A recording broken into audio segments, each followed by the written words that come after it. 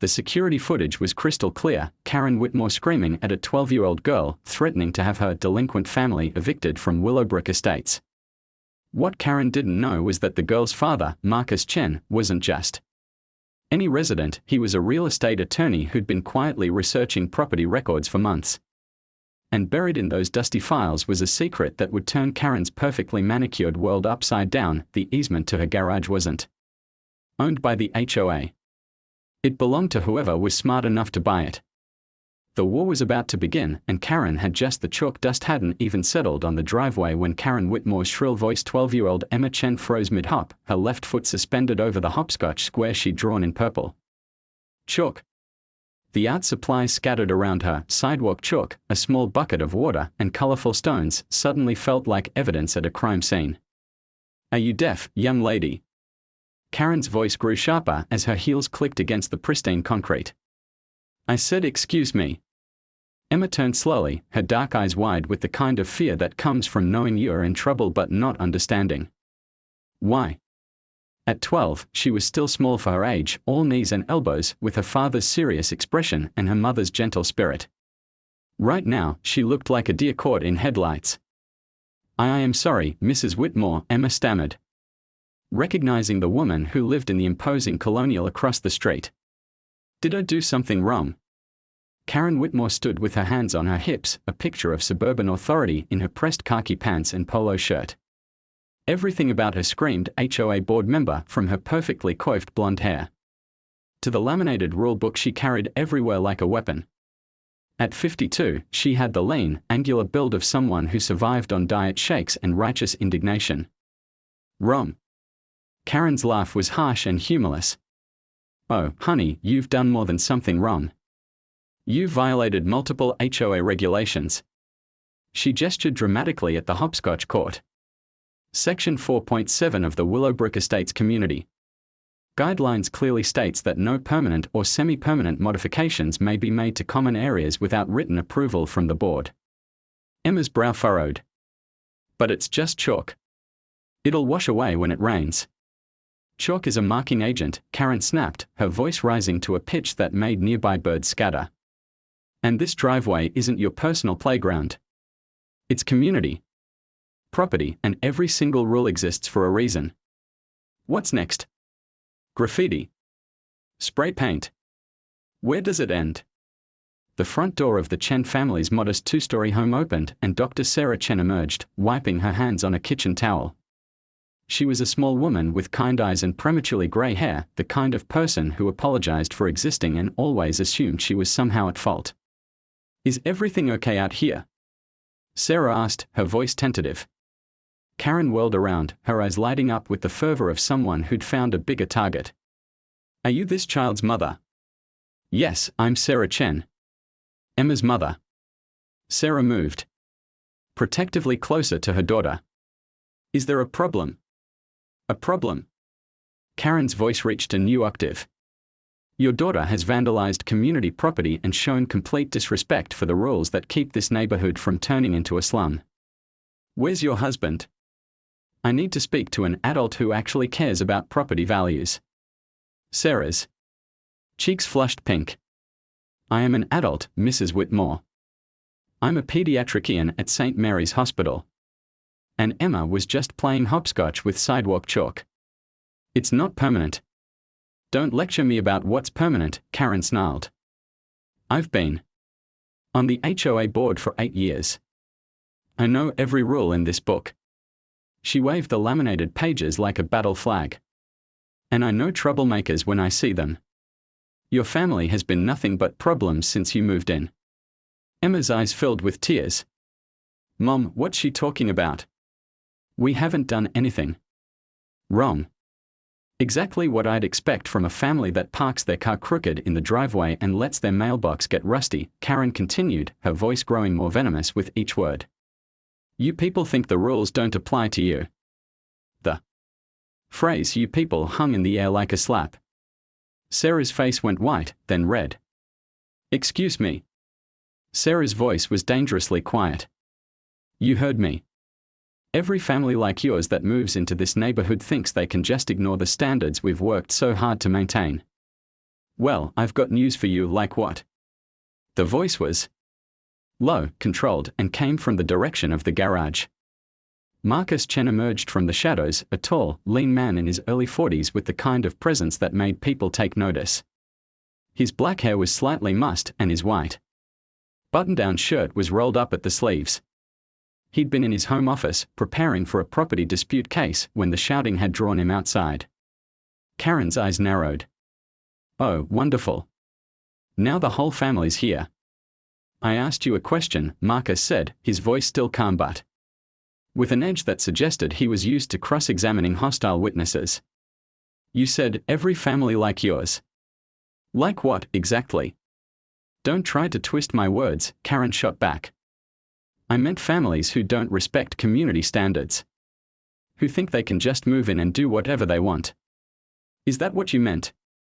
Marcus asked, pulling out his phone. Because I'd like to be very clear about what you're saying to my wife and daughter. Karen's eyes flicked to the phone, and for a moment, her confidence wavered. Put that away. I'm not doing anything wrong. I'm enforcing community rules. By screaming at a 12-year-old girl for drawing hopscotch squares with chalk. The rules are the rules, Karen said, but her voice had lost some of its fire. If you don't like them, you can move somewhere else. Emma had been watching the exchange with growing distress, tears streaming down her face. Dad, I didn't mean to break any rules. I just wanted to play outside. Marcus's jaw tightened. His daughter was sensitive, bookish, and had struggled to make friends since they'd moved to Willowbrook Estates 6 months ago. This was exactly the kind of public humiliation that would send her retreating to her room for weeks. There's nothing wrong with what you did, sweetheart, he said gently. Mrs. Whitmore is confused about the rules. I am not confused. Karen's voice cracked like a whip. I am the HOA board president, and I will not tolerate this kind of disrespect from delinquent families who, delinquent. Marcus's voice dropped to a whisper, and suddenly the air felt electric with tension. Did you just call my family delinquent? For the first time, Karen seemed to realize she might have gone too far. Oh. I didn't mean. Look, just clean up this mess and follow the rules from now on. That's all I'm asking.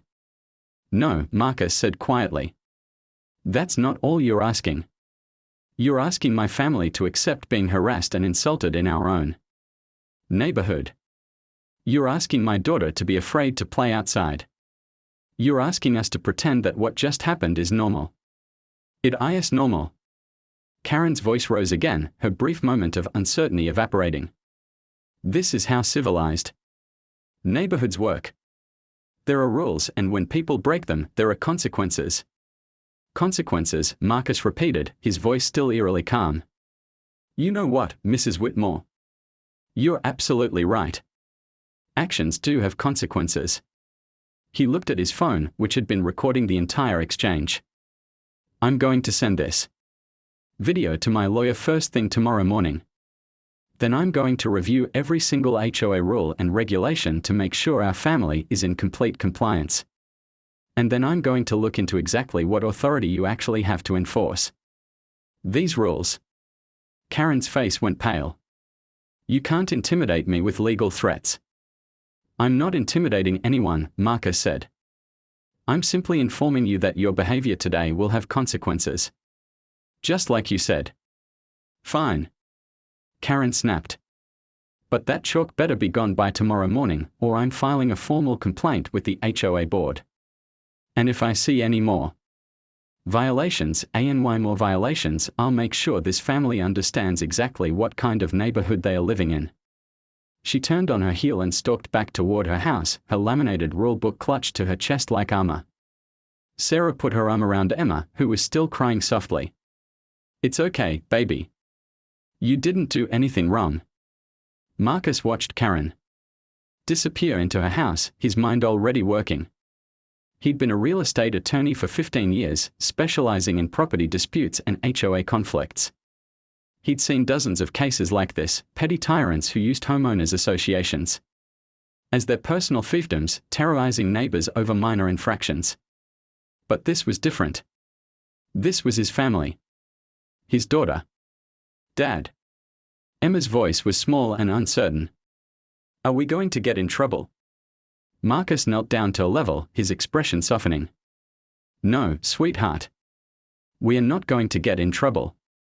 But Mrs. Whitmore is going to learn something very important about consequences. That night, after Emma had gone to bed and Sarah had retreated to her home office to catch up on patient files, Marcus sat in his study surrounded by manila folders and legal documents. The Willowbrook Estates HOA files were spread across his desk like a battlefield map. He'd been researching the neighborhood's legal history for months, not out of any particular interest, but because it was his nature to understand the leg.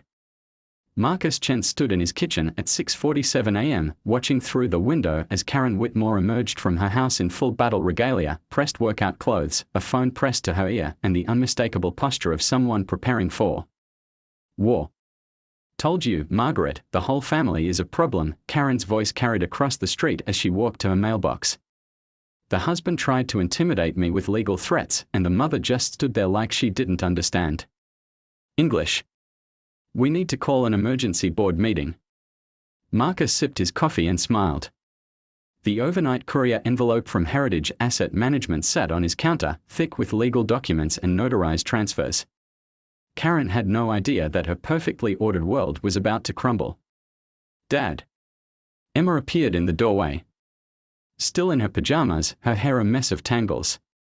Is Mrs. Whitmore still mad at me? Don't worry about Mrs. Whitmore, sweetheart, Marcus said, ruffling her hair. She's going to be very busy today. At 8:15 a.m., Marcus's phone rang.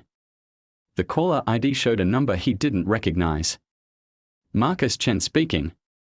Mr. Chen, this is Janet Morrison from the Willowbrook Estates HOA board. I understand there was an incident yesterday involving your daughter and some chalk. Marcus set down his coffee cup. There was an incident involving Karen Whitmore screaming at my 12-year-old daughter for playing hopscotch, yes. Well, I'm sure there are two sides to every story, Janet said in the diplomatic tone of someone who'd spent years managing suburban conflicts. But I'm calling because Mrs. Whitmore has requested an emergency board meeting to discuss your family's pattern of violations. Pattern of violations? Marcus's voice was dangerously quiet. What pattern would that be? Well, according to our records, your mailbox has some rust spots, your car was parked at an angle in your driveway last Tuesday, and now there's this chalk incident. Mrs. Whitmore feels that intervention is necessary before things escalate. Marcus walked to his home office and pulled out a thick file folder. Janet, I'm going to email you something. I'd like you to look at it before this emergency board meeting. What kind of something? A complete photographic survey of every single HOA violation in Willowbrook Estates, documented over the past 3 months, including detailed shots of Mrs. Whitmore's own property. There was a long pause. Excuse me. You see, Janet, I'm a real estate attorney. When someone threatens my family, I do research. And what I've discovered is that Karen Whitmore's house has 17 separate HOA violations that have been ignored for months. Marcus opened his laptop and pulled up a spreadsheet with 847 entries. Her front lawn has brown spots that exceed the acceptable threshold by HOA standards. Her mailbox post is faded and needs repainting. Her driveway has oil stains. Her trash bins are visible from the street on non-collection days. Her garden gnome exceeds the height restrictions for decorative items. Should I continue? I don't understand. Why would you document? Because Karen Whitmore has been selectively enforcing HOA rules based on personal grudges rather than actual violations. And that's illegal. It's called discriminatory enforcement, and it opens the HOA up to significant legal liability. The line went quiet for a full 30 seconds. Are you threatening to sue the HOA? Janet asked finally. I'm not threatening anything. I'm simply pointing out that if Mrs. Whitmore wants to play by the rules, then everyone needs to play by the rules. Every single homeowner in this neighborhood. But that would mean violation notices for approximately 67% of the homes in Willowbrook Estates, including Mrs. Whitmore's. It would mean fines totaling somewhere in the range of $40,000. would mean selective enforcement lawsuits that could bankrupt the HOA. Marcus heard Janet's sharp intake of breath. What do you want? I want Karen Whitmore to apologize to my daughter. I want her to acknowledge that chalk hopscotch is not a violation of any reasonable interpretation of HOA rules. And I want her to understand that my family will not be harassed or intimidated. I'll talk to her. You do that. The emergency board meeting is at 7 tonight, correct? Yes, but I'll be there. And Janet, you might want to review Section 12.4 of the HOA bylaws before the meeting. The section about board member conduct and liability. Marcus hung up and immediately called his office. Linda, I need you to cancel my depositions for today. I'm working on a personal matter. Everything okay, boss? Everything's about to be perfect. At 11:30 a.m., Marcus pulled into the parking lot of the Willowbrook Estates Community Center. The building was a modest single-story structure with a meeting room, a small kitchen, and offices for the HOA management company. He walked through the front door carrying a briefcase and found Janet Morrison waiting for him in the lobby. She was a nervous-looking woman in her 50s with the harried expression of someone who'd volunteered for HOA board duty and immediately regretted it. Mr. Chen, thank you for coming early. I've reviewed the documents you sent, and I think there might be some room for compromise here. I'm not interested in compromise, Janet. I'm interested in justice. But surely you understand that Mrs. Whitmore is a valued member of our community. She's been on the board for 8 years and she's very passionate about maintaining property values. Marcus set his briefcase on the reception desk and opened it. Janet, let me show you something. He pulled out a manila folder thick with photographs. These are pictures of Karen Whitmore's property, taken this morning. Would you like to see them? Janet's face went pale. I don't think that's necessary. I think it is. Marcus spread the photos across the desk like a royal flush. Here's her mailbox, you can see the rust spots on the post. Here's her driveway, those are oil stains from her car. Here's her front lawn, those brown patches violate the landscaping standards. Here's her trash bin, visible from the street on a non-collection day. Mr. Chen, please, here's my personal favorite, Marcus said, pulling out a close-up photograph. This is Karen Whitmore's garden gnome. According to HOA Section 8.3, decorative lawn ornaments cannot exceed 18 inches in height. This gnome is 22 inches tall. Janet stared at the photograph as if it were a death warrant. She's going to kill me. No, Janet. She's going to follow the rules. Just like she demanded my family follow the rules. The community center door opened and Karen Whitmore walked in, her heels clicking against the linoleum floor. She was dressed for battle in a navy blazer and matching skirt, her hair pulled back in a severe bun. Janet, I hope you've prepared the violation notices for the Chen family, she said without preamble. I've drafted a letter to their mortgage company about the ongoing issues, and I think we should also. She stopped mid-sentence when she saw Marcus standing at the desk, surrounded by photographs. What is he doing here? She demanded. Hello, Karen, Marcus said pleasantly. I was just showing Janet some photographs of your property. Very interesting landscaping choices. Karen's eyes narrowed as she took in the spread of photos. You were trespassing on my property. All of these photos were taken from public property.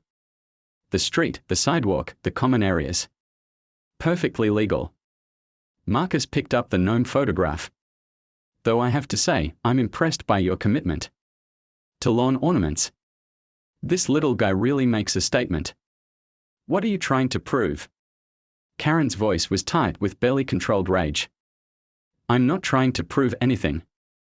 I'm simply documenting the same kind of violations that you've been harassing my family about. Fair is fair, right? Karen lunged forward and grabbed for the photographs, but Marcus smoothly moved them out of her reach. Those are my private property pictures. You can't use them. Actually, I can. These photographs document clear violations of HOA rules. The same rules you've been so passionate about enforcing. That's different. How is it different, Karen? Because I'm not some new family trying to change the character of the neighborhood. I've been here for 20 years. I've served on the board. I've invested my time and energy in keeping this place nice. Marcus nodded thoughtfully. So you're saying that long-term residents should get special treatment? That the rules don't apply equally to everyone? I'm saying that context matters. Context. Marcus repeated the word like he was tasting it. So when my daughter draws hopscotch squares with chalk, that's a violation that requires immediate intervention. But when you violate landscaping standards, parking regulations, and decorative item restrictions, that's just context. It's not the same thing. You're absolutely right, Marcus said. It's not the same thing. Because your violations are real, documented, and ongoing. My daughter's chalk art lasted 2 hours before it rained. Karen's face was turning an alarming shade of red. You arrogant piece of, Karen, Janet interrupted quickly. Maybe we should all take a step back here. No. Karen whirled on. Janet. I will not be intimidated by some newcomer who thinks he can waltz in here and threaten board members. This is exactly the kind of behavior I was warning you about. Marcus pulled out his phone and set it on the desk. Karen, I'm going to record this conversation, just like I recorded yesterday's incident. For documentation purposes. You can't record me without my permission. Actually, California is a two-party consent state for private conversations, but this is a public building. The Willowbrook Estates Community Center had never seen a crowd like this. By 6:45 p.m., every folding chair was occupied, and residents lined the walls like spectators at a gladiatorial combat. Word had spread through the neighborhood like wildfire, the Chen family versus Karen Whitmore, with the very soul of their suburban paradise hanging in the balance. Marcus arrived at exactly 7 p.m., carrying a leather briefcase and wearing the kind of confident smile that made opposing attorneys nervous. He changed into his court suit, charcoal gray, perfectly pressed, with a red tie that Sarah had given him for their anniversary. If this was going to be a performance, he intended to look the part. Emma wasn't with him. She was at home with Sarah, working on a jigsaw puzzle and trying to pretend she didn't know that her father was about to declare war on their neighbor. But Marcus could feel the weight of his daughter's tears from the day before, and it fueled his determination like rocket fuel. Karen Whitmore sat at the front table with the other board members, her face a mask of barely controlled fury. She'd spent the afternoon making frantic phone calls, trying to build support for her position, but the violation notices Marcus had distributed had done their work. Half the neighborhood was terrified of being fined, and the other half was secretly enjoying watching Karen's reign of terror come to an end. Ladies and gentlemen, Janet Morrison called the meeting to order, her voice shaking slightly. We're here tonight to discuss recent incidents involving HOA rule enforcement. Recent incidents. Karen's voice cut through the room like a blade. Janet, we are here because Marcus Chen has launched a campaign of harassment against this board and this community. He's trying to intimidate us into ignoring legitimate violations. Marcus stood up slowly, his briefcase clicking open. Point of order, Mrs. Morrison. I'd like to address the board about the selective enforcement policies that have been in place in this community. You don't have the right to address this board, Karen snapped. You're not a member. Actually, I am. Marcus pulled out a folder and handed it to Janet. I submitted my application to join the board 3 months ago. According to the bylaws, any homeowner in good standing can request to address the board during official meetings. Janet flipped through the paperwork with growing alarm. This appears to be in order. It's a trick. Karen stood up, her chair scraping against the floor. He's trying to hijack this meeting. I'm trying to follow the rules, Marcus said calmly. The same rules you've been so passionate about enforcing. He walked to the front of the room, his footsteps echoing in the sudden silence. Every eye was on him, and he could feel the electric tension of a crowd waiting for blood. Ladies and gentlemen, he began, his voice carrying the authority of someone who'd spent years addressing juries. I moved to this neighborhood 6 months ago with my wife and daughter. We chose Willowbrook Estates because we believed it was a place where families could feel safe and welcome. He paused, letting his eyes sweep across the room. Yesterday, my 12-year-old daughter was playing hopscotch in our driveway when she was verbally assaulted by a member of this board. She was called a delinquent. My family was threatened with eviction. All because a child was playing with chalk. Murmurs rippled through the crowd. Several parents shifted uncomfortably in their seats. Now, I'm a real estate attorney, Marcus continued. I specialize in property disputes and HOA conflicts.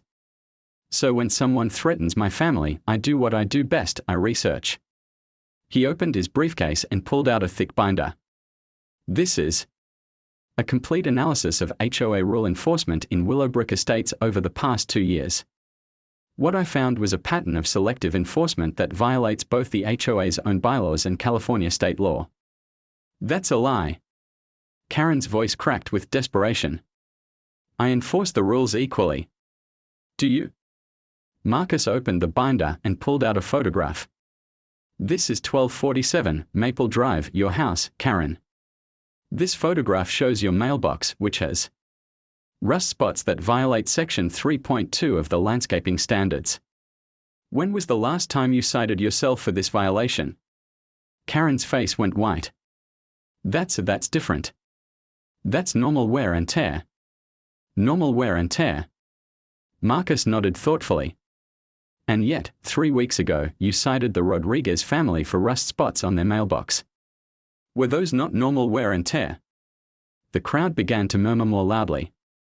Several people pulled out their phones, apparently checking their own mailboxes.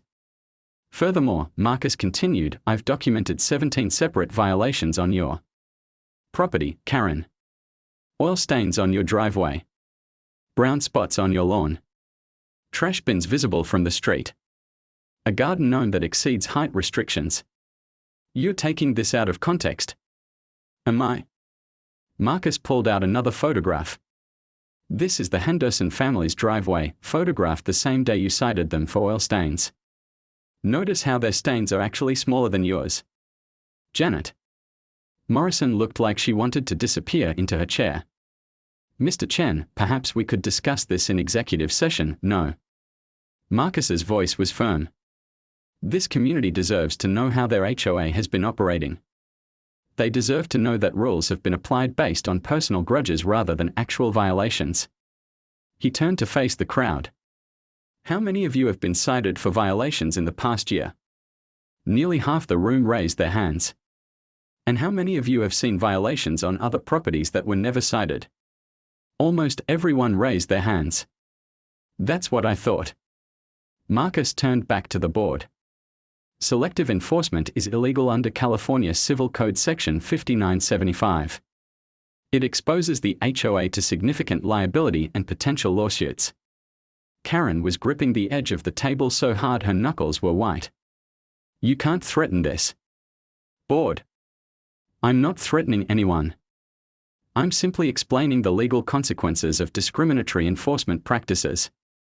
What do you want? The question came from Bob Patterson, the board treasurer, an elderly man who looked like he'd rather be anywhere else. I want an apology for my daughter.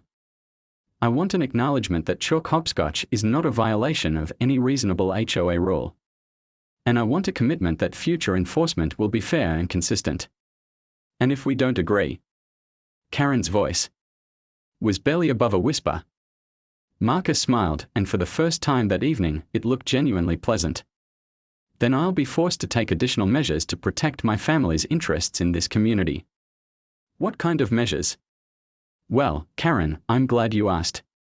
Marcus reached into his briefcase and pulled out a legal document sealed with a notary stamp. This is a deed transfer for the access easement to your garage. The room went dead silent. Karen stared at the document as if it were a live snake. I'm sorry, what? Janet's voice was barely audible. The access easement to Karen's garage, Marcus repeated. The legal right to use the driveway that leads to her property. I purchased it yesterday from Heritage Asset Management. Karen's face went through a spectrum of colors, white to red to purple to gray. That's impossible. Actually, it's perfectly legal. When this neighborhood was developed in 1987, the original developer retained ownership of various easements. When they went bankrupt, those easements were sold to pay creditors. Most people forgot about them because they seemed worthless. Marcus held up the deed transfer document. But easements aren't worthless if you know how to use them. For example, as the legal owner of the access easement to your garage, I now have the right to control who can and cannot use that driveway. The silence in the room was deafening. Karen was staring at the document like it was her own death warrant. "You're bluffing," she whispered. "Am I?" Marcus pulled out his phone and showed her a photograph. "This is a surveyor's stake I had installed this morning. It marks the boundary of my easement. Notice how it's positioned right across the entrance to your driveway." Karen's hands were shaking. "You can't do this." "I can, and I have. The easement gives me the legal right to restrict access to your garage. I could put up a gate. I could install a parking barrier. I could even charge a toll." That's extortion." "No, Karen. That's property law. You wanted to play by the rules, remember?" "Well, these are the rules." Janet Morrison was frantically flipping through a copy of the HOA bylaws. "Can he actually do this?" "He can do whatever he wants with his property rights," said a voice from the back of the room. Everyone turned to see Harold Kim, a retired real estate broker who'd been listening to the proceedings with growing amazement. "Easements are legal property interests. If he owns it, he controls it." Karen stood up so quickly her chair fell over. "This is insane. You can't hold my garage hostage." "I'm not holding anything hostage. I'm simply exercising my property rights. The same way you exercise your authority as a board member." "What do you want?" Karen's voice cracked with desperation. "The same thing I wanted 10 minutes ago. An apology for my daughter. An acknowledgement that she did nothing wrong. And a commitment to fair enforcement going forward. And if I apologize, you'll give me back my easement." Marcus considered this for a moment. "I'll give you access to your garage. But I'm keeping the easement." "Why?" "Because, Karen, I want you to remember that actions have consequences. Every time you pull into your driveway, every time you open your garage door, I want you to remember that your behavior." 3 weeks after the board meeting, Willowbrook Estates looked like a different neighborhood. Where once there had been perfectly manicured lawns and obsessively maintained driveways, now there was something that looked almost normal. Mrs. Patterson's 87-year-old hands couldn't manage the precise edging that Karen had demanded, so her lawn had natural, slightly uneven borders. The Rodriguez family had planted wildflowers where Karen had insisted on uniform grass. Children played in driveways without fear of violation notices, and the sound of laughter had returned to the streets. But the most dramatic change was at 1247 Maple Drive. Karen Whitmore's house had become a monument to irony. The surveyor's stake marking Marcus's easement stood like a tiny sentinel at the entrance to her driveway, impossible to ignore every time she came home. She'd tried to remove it twice, but Marcus had politely reminded her that tampering with survey markers was a misdemeanor in California. The garden gnome was gone. The oil stains had been pressure washed away. The mailbox had been repainted 3 times. Karen's house was now the most obsessively rule-compliant property in the neighborhood, a desperate attempt to prove that she could follow her own standards. But compliance wasn't enough to restore her authority. The other board members had quietly distanced themselves from her aggressive enforcement policies. Janet Morrison had actually apologized to several families for what she called overzealous interpretation of the rules. The monthly violation reports had dropped from dozens of citations to virtually zero. Marcus was sitting in his home office reviewing a property acquisition contract for a client when his doorbell rang. Through the window, he could see Karen Whitmore standing on his front porch, clutching an envelope and looking like she hadn't slept in days. "Karen," he said as he opened the door. "What can I do for you?" She'd lost weight over the past 3 weeks, and her usual perfect appearance had developed cracks. Her hair was slightly mussed, her lipstick uneven, and there were dark circles under her eyes. "I need to talk to you," she said, her voice hoarse. "Please." Marcus stepped aside and gestured toward his living room. "Come in." Karen sat on the edge of the couch like she might need to run at any moment. She set the envelope on the coffee table and stared at it as if it contained her own execution order. "I'm leaving," she said finally. "Leaving? The neighborhood? The board? Everything?" Her voice was barely above a whisper. "I've put my house on the market." Marcus sat across from her, studying her face. This wasn't the imperious HOA dictator who'd screamed at his daughter. This was a broken woman who'd discovered that her entire world had been built on foundations of sand. "Where will you go?" "My sister lives in Phoenix. She has a condo in one of those adult communities where they actually want strict rules." Karen laughed, but it sounded more like a sob. "Apparently, I'm only suited for places where everyone is already miserable." Karen. "No, let me finish." She picked up the envelope with shaking hands. "This is the deed to my house. I'm selling it to a young family with 3 kids. The kind of family I spent 8 years trying to keep out of this neighborhood." Marcus frowned. "Why are you telling me this?" "Because I need you to understand something." Karen's eyes filled with tears. "I wasn't always like this. When David and I first moved here, we were that young family. We had dreams of barbecues and block parties and kids playing in the streets. What happened? Life happened. David got cancer when he was 43. Stage 4 pancreatic. The medical bills destroyed us financially. He died 18 months later, and I was left alone in this big house with a mortgage I could barely afford." Marcus felt an unexpected stab of sympathy. "I'm sorry. I didn't know." "Why would you?" "I never told anyone. I joined the HOA board because I needed something to control, something to make sense of. If I couldn't control cancer or death or loneliness, at least I could control mailbox rust and lawn height." She wiped her eyes with the back of her hand, smearing her mascara. "But somewhere along the way, I stopped being a person who enforced rules and became a person who was the rules. Do you understand the difference?" Marcus nodded slowly. "You lost yourself in the authority. I became the thing I would have hated when David was alive. I became the neighbor who calls the cops on kids for being too loud. The person who measures grass height with a ruler. The woman who makes children cry over chalk drawings." She stood up and walked to the window that faced her house. "That surveyor's stake. I see it every day. Every single day. And you know what? I think when I see it." "What?" "I think about how you could have destroyed me completely. You could have blocked my garage access. You could have charged me rent. You could have made my life hell the way I made yours. But I didn't." "No, you didn't. You showed me exactly enough power to make me understand what I'd become, and then you chose mercy." She turned back to face him. "That's not something a bad person does, Marcus. That's something a good person does." Marcus was quiet for a long moment. "You're not a bad person either, Karen. You're just someone who forgot who they used to be. Maybe." She picked up the envelope again. "This is why I'm here. I'm selling the house, but I want you to have something first." She opened the envelope and pulled out a legal document. "This is a quitclaim deed for the easement you bought. I'm signing over any residual rights I might have to you, permanently and irrevocably."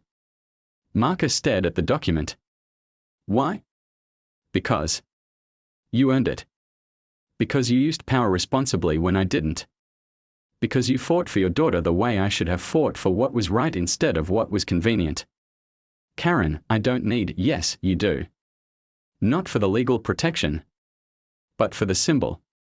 When the next Karen Whitmore moves into this neighborhood, and there will be one, you'll have the tools to stop them before they hurt another child." She set the deed on the coffee table and headed for the door, then paused. "Can I ask you something?" "Of course." "When you were researching the easement, when you were planning all of this, were you angry?" Marcus considered the question carefully. "Yes. I was furious. But not at you, exactly." "Then at what?" "At the idea that my daughter might grow up thinking that bullies always win." At the possibility that she might learn to accept being treated badly because it's easier than fighting back. At the thought that she might become someone who doesn't stand up for herself or others. Karen nodded slowly. You were fighting for her future, not just her present. Every parent is. David and I never had children, Karen said quietly. I used to think that was because of the cancer, because we ran out of time. But now I wonder if it was because I was already becoming someone who shouldn't be responsible for shaping a young person's character. It's not too late to change. Yes, it is. Not for me, not here. But maybe in Phoenix, maybe with my sister's grandkids, maybe I can remember how to be the person David fell in love with. She opened the front door and stepped onto the porch. Then turned back one more time. Tell Emma I'm sorry.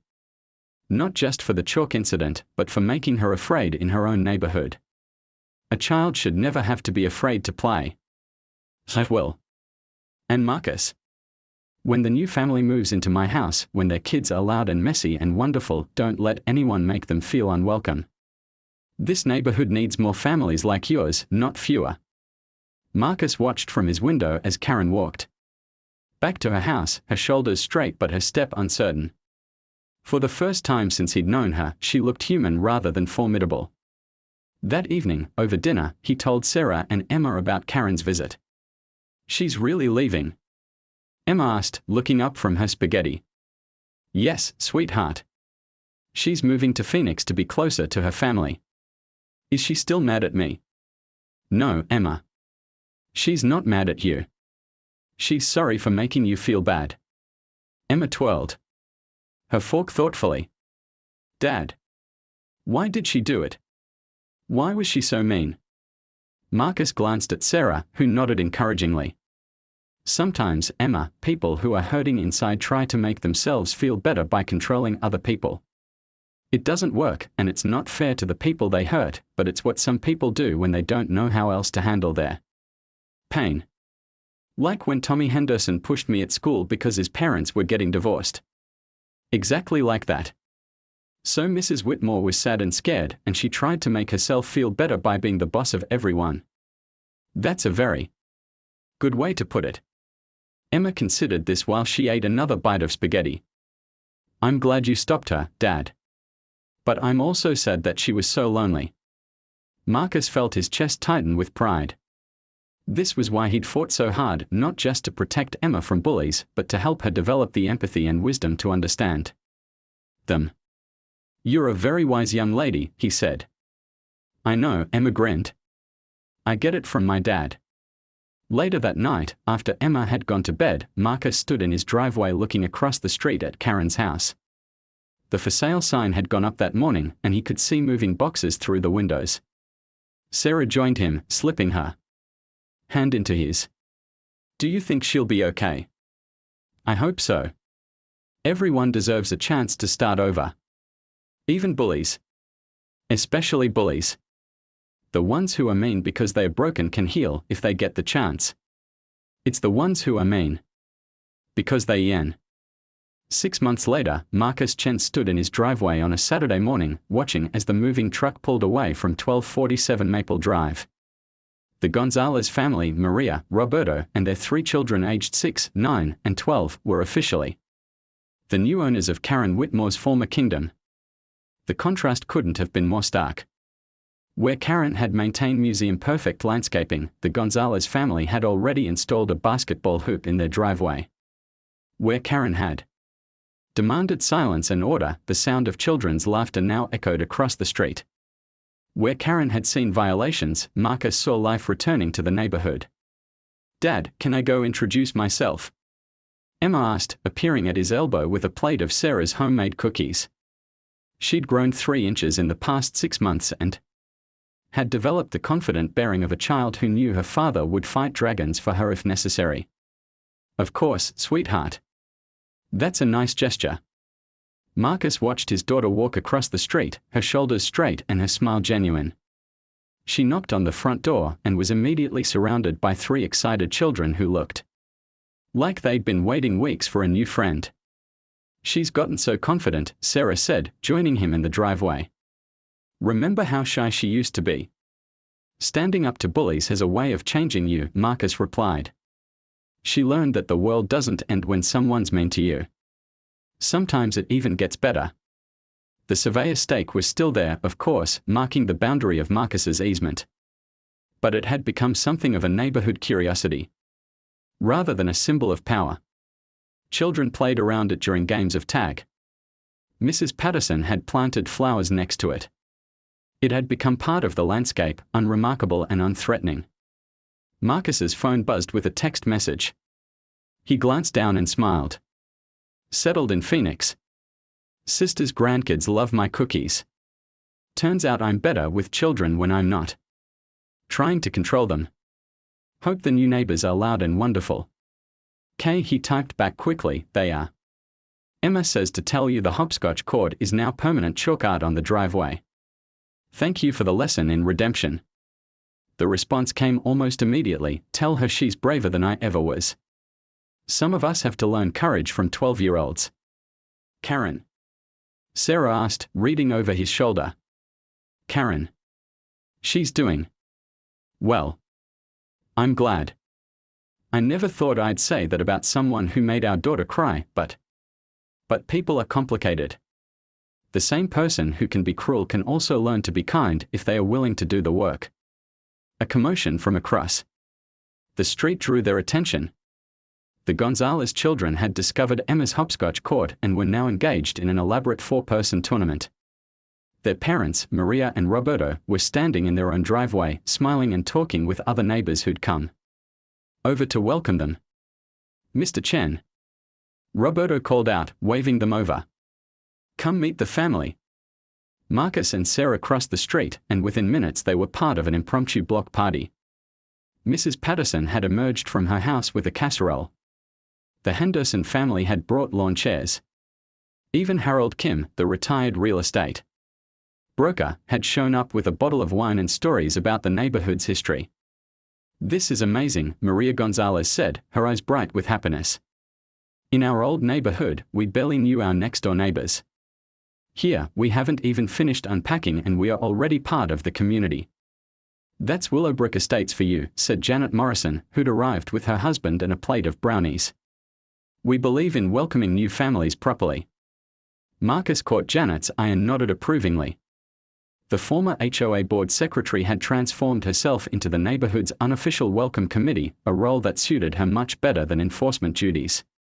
Dad, Emma appeared at his side, slightly out of breath from running around. Can we do this every weekend? Have everyone over, I mean. We'll see, sweetheart. But I think the Gonzalez family might like to settle in first. Oh, we'd love it. Roberto laughed. Our kids have been cooped up in an apartment for 2 years while we saved for a house. They need space to run around and make noise. Make noise? Harold Kim grinned.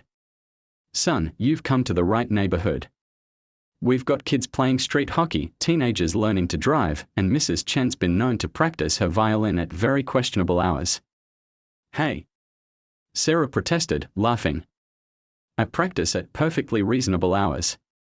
It's just that my definition of reasonable might be a little flexible. As the afternoon wore on, Marcus found himself standing slightly apart from the group, watching the easy camaraderie that had developed. This was what a neighborhood was supposed to be, not a collection of isolated properties bound by arbitrary rules, but a community of families who looked out for each other. You did this, you know, a voice said behind him. Marcus turned to find Janet Morrison approaching with 2 cups of lemonade. Did what? This? She gestured toward the gathering. The Karen Whitmore era is over, and this is what took its place. People actually talking to each other instead of filing violation reports. Karen did this as much as I did, Marcus said thoughtfully. By leaving, by choosing to change, she made space for something better. You could have destroyed her. Publicly humiliated her. Made her life miserable. And what would that have taught my daughter? That the way to handle bullies is to become one yourself. Janet sipped her lemonade and considered this. You know, the other board members and I have been talking. We want to ask you to join officially. We need someone who understands both the legal side and the human side of community management. Marcus was quiet for a moment, watching Emma teach the Gonzalez children a complicated hopscotch variation that seemed to involve mathematical equations. What would that mean for enforcement? It would mean doing what you've already done, making sure the rules serve the community instead of the other way around. Making sure families feel welcome instead of under surveillance. Making sure children can be children. And if another Karen Whitmore moves in, someone who wants to turn the HOA into their personal kingdom. Janet smiled grimly. Then they'll discover that the new HOA board has a very different approach to dealing with bullies. We've learned from the best. Before Marcus could respond, a basketball came bouncing across the lawn toward them. 9-year-old Sofia Gonzalez came running after it, her face flushed with exertion and happiness. Sorry, she called out, scooping up the ball. We are still learning where the boundaries are. No boundaries today, Marcus said with a smile.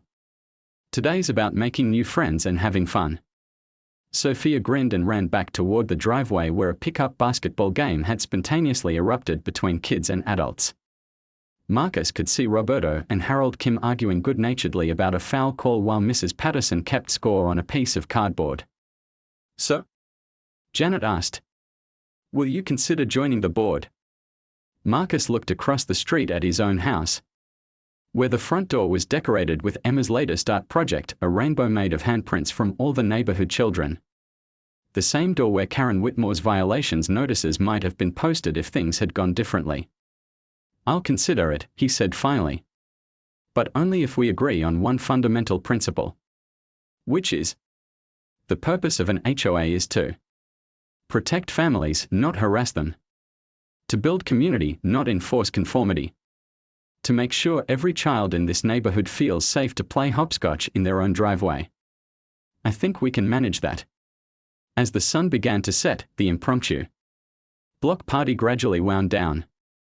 Families collected their children and their dishes, making plans for future gatherings and exchanging phone numbers. The Gonzalez family stood in their driveway, surrounded by moving boxes and new friendships, looking like they'd found exactly what they'd been searching for.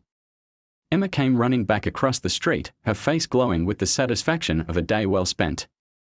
Dad, Sophia wants to know if we can have a permanent hopscotch tournament every Saturday. And Carlos thinks we should start a neighborhood soccer league.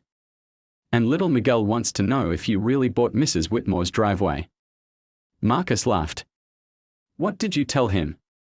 I told him it's complicated, but sometimes grown-ups have to do complicated things to protect their kids. And that you're really good at complicated things. That's a pretty good explanation. Oh no. I'm getting really good at explaining complicated things. Sophia's mom says I should be a teacher when I grow up. And what do you think about that? Emma considered. This seriously. I think maybe I want to be a lawyer like you. Someone who helps families when bullies try to hurt them. Marcus felt his throat tighten with emotion. That's a very good goal, sweetheart. Will you teach me? Every day, if you want. As they walked back to their house, Marcus paused at the surveyor's stake that marked his easement. 6 months ago, it had been a weapon, a symbol of power carefully applied to protect his family. Now it was something else entirely. Now it was a reminder that the best victories aren't won through destruction, but through transformation.